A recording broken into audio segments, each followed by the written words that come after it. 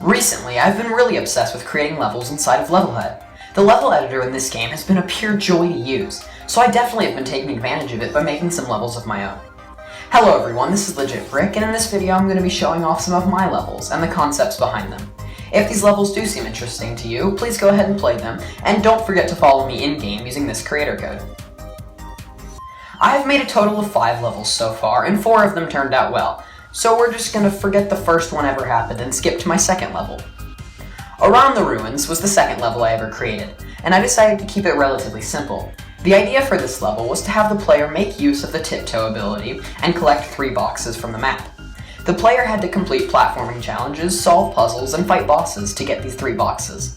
Once the player has obtained these boxes, they are to place them on pressure switches to unlock a gate that gives them access to the package. This would mark around the end of the level. I'm very happy with how this level turned out. However, if I were to make it again, there would be a few things I would change. The level's difficulty is fairly easy, and you may die a few times, but you shouldn't have too much trouble if you have some knowledge of the game. The level has successfully made it to the tower. My next level may be my favorite of all the ones I've made. Hurl the Package was a side-scrolling level that was inspired by a side-scrolling level I had recently played. This level was my first attempt at using the game's camera feature. The level went through several versions before I was finally happy with how it played. The concept of the level was to have the player run ahead of the camera and complete platforming challenges that involve throwing and picking up the package.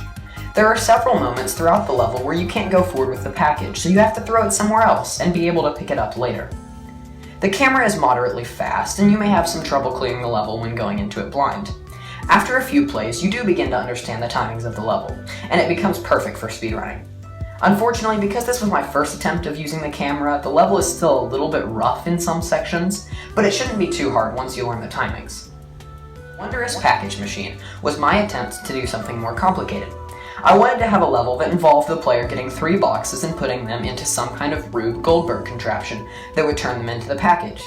This was a large project and resulted in me spending over 10 hours on the level. Upon loading up the level, you can see the machine on your right, and slots where you'll put the boxes. When the player moves slightly to the left, they'll find 3 portals, each with a different challenge behind them to complete.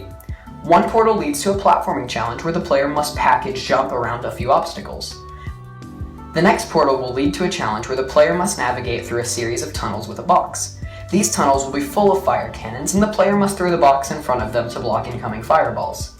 And the final challenge is what really took most of my time building the level. This next challenge is a puzzle.